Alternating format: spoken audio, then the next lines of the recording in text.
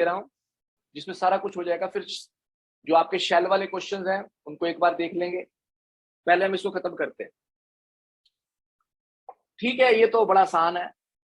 कहता calculate the potential energy of system of two charges no at इतने इतने पड़े हैं आपके पास। तो एनसीईआरटी की प्रॉब्लम को लेते हैं।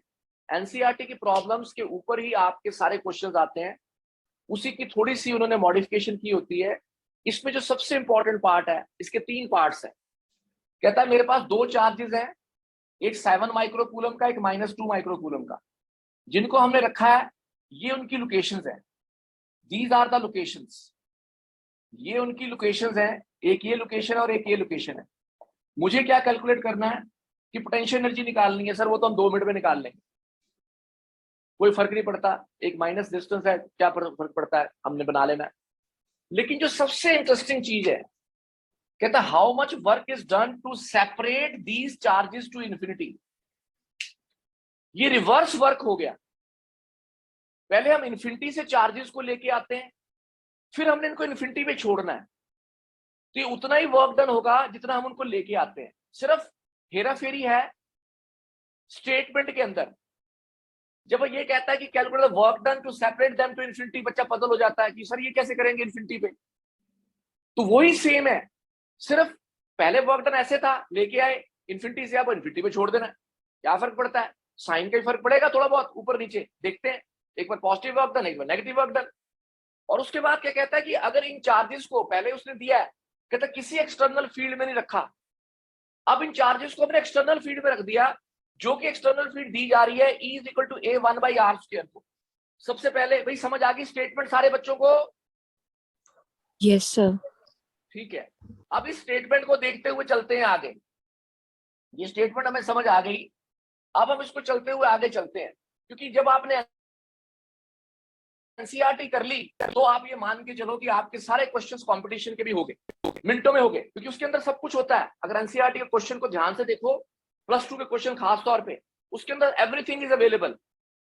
जो नीट वाला बच्चा है वो एनसीईआरटी एग्जाम्पलर करके चला जाता है पूरी की पूरी, तो उसका कंपटीशन क्वालिफाई है फिजिक्स का, लिख के ले लो। उसको कोई आकाश के नोट्स पढ़ने की जरूरत नहीं, कोई कक्कड़ सर के नोट्स पढ़ने की भी नहीं जरूरत नहीं, सिर्फ एनसीईआरटी एग्जाम्पलर के क्वेश्चंस कर जाता है। हाँ, मैथड में से सीख जाता है, उसका कंपटीशन 200% क्वालिफाइड है। नीट वाला बच्चा मेरे से लिख के ले लो, जो मेडिकल का स्टूडेंट है जिसने नीट देना है। देखो क्या कहता है हमारे पास, क्या कहता है क्वेश्चन, देखते हैं। कहता है जी 2 चार्जेस हैं, जैसे जैसे क्वेश्चन कहता है हमने तो कुछ लेना देना ही नहीं ना, हमारे को क्या लेना देना। डिस्टेंस अब देखेंगे, देखते हैं, बड़ी मजेदार बात है। ये है मेरा ओरिजिन, एक पॉइंट बनेगा यहां पर 9 0 0, एक बनेगा यहां पर -9 0 0। मेरे को पास 2 चार्जेस हैं, एक चार्ज में ले आया कहीं से, एक का नाम था 7 माइक्रोकूलम, दूसरे का नाम है -3 -2 माइक्रोकूलम। ये है, इनको मैंने बिठाया, कहता कोई एक्सटर्नल फोर्स नहीं। तो पहला ए पार्ट। अब मेरे टीचर ने मुझे बताया कि वर्क डन कैलकुलेट कर ले भाई साहब, वो तेरा पोटेंशियल एनर्जी होता है, ठीक है, यहां बिठाना है इसको। तो वर्क डन तो सीधा सीधा आ जाएगा कि सर 1/4πε0। एक चार्ज 7 माइक्रो, सर दूसरा चार्ज 2 माइक्रो, लेकिन सर नेगेटिव लगाना भूलना नहीं क्योंकि साइन नेगेटिव है। सर डिस्टेंस, ये भी 9 वो भी 9, 9 और 9 18, R2 - R1 लेंगे तो 9 हमारे पास 18 आ जाएगा।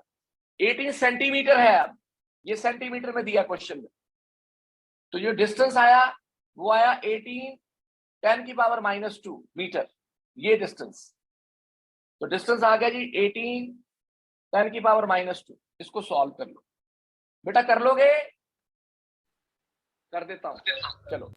-9 × 10⁻9, 7 2 -6 -6 18 -2, 9 2 18, 7 बच गया जी ऊपर, 7 बच गया। इसके पास 6 और 6 12 है, एक 6 है, ये 6 है 12, और ऊपर से और चला गया 14, ठीक है, ये 9 है हमारे पास, तो ऊपर चला जाएगा 12 3 बच गया, -3 में से 2 निकल गया तो -1, ये आ गया 7/10। हाँ 10 रह गया, माइनस वो रह जाएगा, तो ये आ गया जी -0.7 जूल, क्योंकि 7/10 बचा। तो ये आ गया जी पहला क्वेश्चन का answer with negative sign. Negative नहीं भूलना, ये पहला आंसर आ गया। कितना आसान उसने दिया है। लेकिन जब दूसरा कहता है भाई साहब, दूसरा क्या कहता है, अब देखो ना, कॉमन सेंस तो वैसे ही कह रही है कि सर अगर ये वर्क डन नेगेटिव आ रहा है तो वो वर्क डन पॉजिटिव होगा, क्योंकि सर हमने पहले उनको इन्फिनिटी से लेके आए, डेफिनेशन ये होती है। हम सीधा भी लिख सकते हैं कि सर इनको जब इन्फिनिटी पे लेके जाना है, लेकिन हम करें कैसे? कैसे? देखो, वर्क डन का फार्मूला याद रखना है, final minus initial. B part में आ गए, ठीक है, बी पार्ट में आ गए, ये हो गया ए पार्ट। अब हमारे पास आ गया बी पार्ट। बी पार्ट को देखते हैं। बी पार्ट क्या कहता है कि जी हमने पोटेंशियल एनर्जी निकालनी है, वर्क डन निकालना, निकाल दो। वर्क डन का फार्मूला ये भूलना नहीं है, तो फाइनल माइनस इनिशियल। अब फाइनल वर्क डन कहां लेके गए? इन्फिनिटी पे। इन्फिनिटी पे work done is always equal to 0, common sense, final is 0। Minus of minus हो गया 0.7 इनिशियल, तो हमने इतना काम किया था, ये आ गया प्लस 0.7 जूल। रोहन समझ आ गया भाई? कवेश? Yes sir. यस ये सर। आंसर है। कितना आसान है।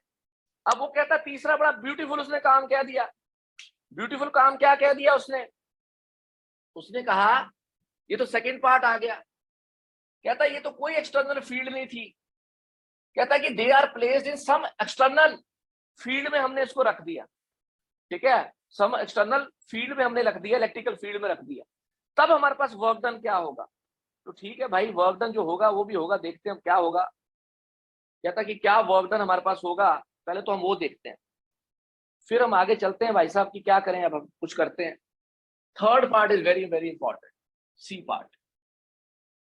सी पार्ट में उसने कहा कि ये चार्जेस ऊपर वाले वो हमने रखे हैं ए 1/r² की इलेक्ट्रिकल फील्ड में, और ए की वैल्यू उसने दी है 9 × 10⁵ कूलम पर मीटर स्क्वायर, ये उसने दे दिया है। क्या कहता है कि ये चार्जेस जो हैं हमने रखे हैं, इसमें रखे हैं, और अब हम क्या करें? ठीक है, क्या करते हैं? अब हम कुछ करना तो पड़ेगा ही पड़ेगा। तो पहला काम हमने क्या किया, ये इलेक्ट्रिकल फील्ड है, जहां इलेक्ट्रिकल फील्ड होगी वहां पोटेंशियल भी होगा, ये तो मुझे समझ आ रहा है। क्या कहता है अब वर्क डन क्या होगा? बहुत ही ब्यूटीफुल वर्क डन होगा। The most most most important याद रखना concept, very very important concept, आज का सबसे सुपर कंसेप्ट है आज का ये। देखो जी क्या कहता है वर्क डन। पहले तो एक्सटर्नल तो था ही, इनको तो लेके आ गए, ये तो ठीक है, इनकी पोटेंशियल एनर्जी है, क्या कर सकते हैं। वो तो Q1 Q2 4πε0 तो है ही था हमारे पास, जो भी डिस्टेंस था वो हमने ले लिया, r² डिस्टेंस तो है ही है, ये तो हमारे पास था। दूसरा प्लस ये भी अब इसकी इलेक्ट्रिकल फील्ड में है। अगर ये इसकी इलेक्ट्रिकल फील्ड में तो पोटेंशियल भी होगा। वर्क डन का फार्मूला, इसका मतलब पोटेंशियल जो लग रहा है इसके ऊपर, कौन सा पोटेंशियल लग रहा है? पहला हमारे पास, क्योंकि वर्क डन का फार्मूला होता है टेस्ट चार्ज, इसको अगर मैंने Q1 मान लिया, इसको मैंने Q2 मान लिया, ये डिस्टेंस मेरा r है, तो ये Q1 Q2 r प्लस ये वाला चार्ज Q1, पोटेंशियल लगा मेरे पास, वो जो भी होगा, प्लस Q2 चार्ज, वो भी पोटेंशियल लगा, क्योंकि वर्क डन का फार्मूला ये भी होता है, क्योंकि वो इलेक्ट्रिकल फील्ड के अंदर है, दोनों के दोनों। लेकिन मजेदार बात क्या है, हमारे पास एक डिस्टेंस हमारे पास पोटेंशियल आ जाएगा 1, वो आ जाएगा पोटेंशियल 2, ये आ गया 1, ये आ गया 2, डिस्टेंस भी r1 डिस्टेंस, r2 डिस्टेंस, हमें क्या पता क्या है। तो अगर मैं इसमें सब कुछ पुट करूं, अब देखते हैं कैसे। अब एक बच्चा कहता है सर पोटेंशियल कैसे निकालेंगे?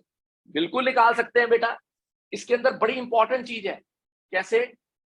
क्योंकि E is equal to -dV/dr, ये फार्मूला होता है। अब देखो, जिसको इंटीग्रेशन नहीं आती जिसको डिफरेंशिएशन नहीं आती, वो ये क्वेश्चन कर ही नहीं पाएगा, वो ये क्वेश्चन बिल्कुल नहीं कर पाएगा, क्योंकि वो इस एनसीईआरटी, मैंने पहले ही कहा कि एनसीईआरटी बड़ी इंपॉर्टेंट है हमारे पास। तो अगर मैं देखूं इसमें फार्मूला मेरा यही था, ए की वैल्यू भी थी, ठीक है। देखते हैं, मुझे पोटेंशियल चाहिए भाई साहब, ये मेरा फार्मूला बना R1 R2 वाला। तो जो डीवी है वो बन गया माइनस EDR, लेकिन उसने ई दिया हुआ है, ई दिया हुआ है हमारे को A 1/r², dr, ये A दिया हुआ है, E की वैल्यू दी हुई है, गिवन है, क्वेश्चन में गिवन है कि जो E है वो A/r² है, और A की वैल्यू भी दी हुई है 9 × 10⁵, ठीक है, कूलम मीटर पर मीटर स्क्वायर, ये डीवी है, इंटीग्रेशन कर दी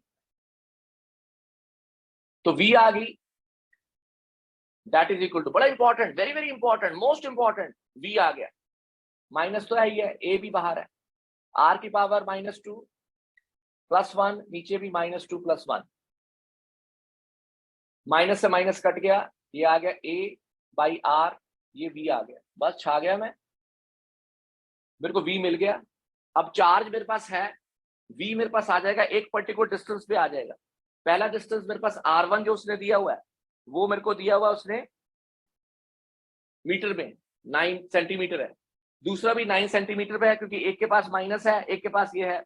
तो अब मैं कैलकुलेशंस करता हूं, कैसे देखते जाना। R1 और R2 डिवाइड में है, नहीं, कुछ नहीं है, ब्रैकेट के बाहर कुछ नहीं है, ये V1 V2 है, पोटेंशियल है, ये R1 उसके पास है जहां पर उनको रखा हमने, इसके पास कोऑर्डिनेट सिस्टम है -9 0 0 है, इसके पास कोऑर्डिनेट सिस्टम है 9 0 0 है, ये कोऑर्डिनेट सिस्टम है। ये मेरे पास आ गया फार्मूला V का। तो अगर मैं इसको पुट करूं, मैंने V कैलकुलेट करके रख लिया अपने पास। तो अब कई बार जो क्वेश्चन आया हुआ सीबीएसई बोर्ड का, जो क्वेश्चन आया हुआ, पता क्या आया हुआ है, सुन लो क्या आया हुआ है, देखो क्या आया हुआ है, कहता derive the electrical potential due to infinite line charge. सुन लो ध्यान से, क्वेश्चन आया हुआ है, derive the expression for electrical potential due to infinite line charge. अब वहां पर आप मेरे साथ बहस नहीं कर सकते कि सर आपने तो करवाया ही नहीं है जी, आपने तो ये आर्टिकल सारा खत्म करवा दिया हमें, क्योंकि हम लोग किताबों को अच्छे से पढ़ते नहीं है।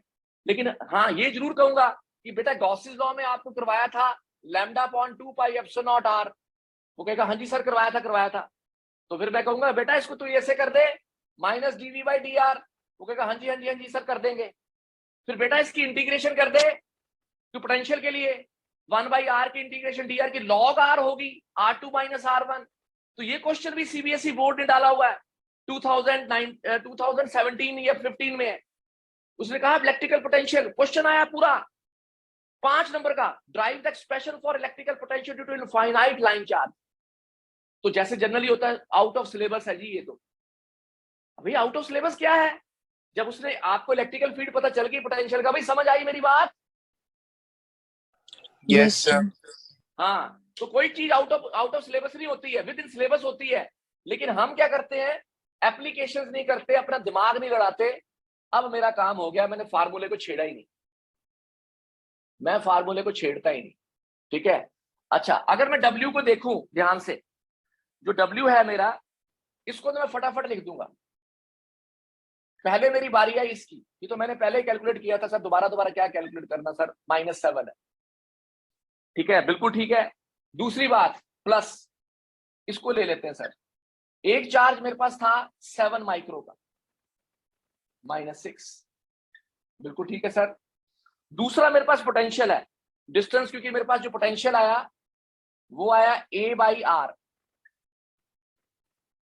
R1 ले ली, R1 लोकेशन मेरे पास कितनी है, 0.09 ले लेता हूं। A की वैल्यू थी 9 × 10⁵ डिवाइडेड बाई R 0.09, क्योंकि 9 सेंटीमीटर है, ठीक है, मीटर बना लिए।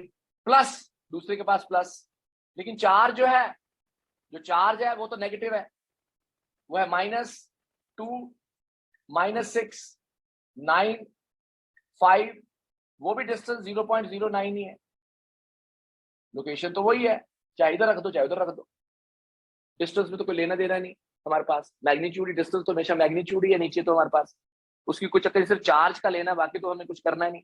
इसको सॉल्व कर लो, ठीक है, 9 × 10⁵ है हमारे पास अब, ठीक है, कर लोगे भाई? Yes, sir.